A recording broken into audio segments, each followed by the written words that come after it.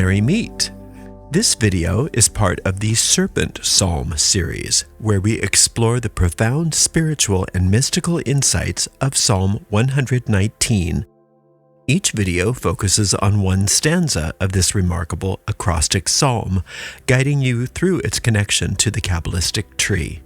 Together we'll uncover the deeper meanings behind each Hebrew letter and its path, following the ascent of the serpent from Tav all the way to Aleph. I hope you enjoy this transformative journey toward greater spiritual understanding. To register for my free course in Hermetic Kabbalah, follow the link in the video description. Blessed be. Path 28, Tsadi. Connecting Yesod, the moon ruled by Gabriel, with Netzach, Venus ruled by Anael. Righteous art thou, O Lord, and upright are thy judgments. Thy testimonies that thou hast commanded are righteous and very faithful. My zeal hath consumed me, because mine enemies have forgotten thy words. Thy word is very pure, therefore thy servant loveth it. I am small and despised, yet I do not forget thy precepts. Thy righteousness is an everlasting righteousness, and thy law is the truth. Trouble and anguish have taken a hold on me, yet thy commandments are my delights. The righteousness of thy testimonies is everlasting. Give me understanding, and I shall live. So, righteous art thou, O Lord, and upright are thy judgments. The infinite already is in its right mind. The infinite already is sane. The infinite doesn't have an ego. And so the infinite is only going to bring us to our right mind or our righteousness. Thy testimonies that thou hast commanded are righteous and very faithful. When we listen to our inner guidance, we are going to be brought into our right mind, especially in regards to the sensual nature of our being. Again, we're not trying to get rid of sensuality. We're trying to raise its vibration so that it can be used for its function rather than as a distraction. My zeal hath consumed me, because mine enemies have forgotten thy words.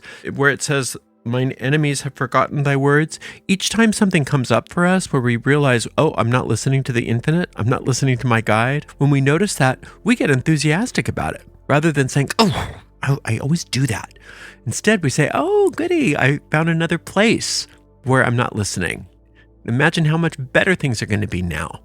So we get enthusiastic about it. Every time we find something that's not working, that wakes us up, and it reminds us to ask for guidance. And every time we ask for guidance, our thought forms within this astral realm become amazing, and we have even better and better results. So enthusiasm here. Thy word is very pure, therefore thy servant loveth it. So it's very easy to understand and listen and follow the guidance that's given to us through our inner guide. I am small and despised, yet do I not forget thy precepts. When we say small and despised, that's a very old-fashioned way of depicting humility. It's somewhat self-deprecating in the way it's stated here, but that's not the intention. The idea is that I'm not my ego. I'm not arrogant. That's not who I really am. My soul has nothing to do with that. Since I'm listening to the infinite and I'm giving it free reign, I'm giving it right of way, I no longer have to worry about what to do with my ego. It's handling it for me. Thy righteousness is an everlasting righteousness, and thy law is the truth. Isn't that wonderful? No matter what, it's always going to get better and better for me, because I keep understanding things more and more.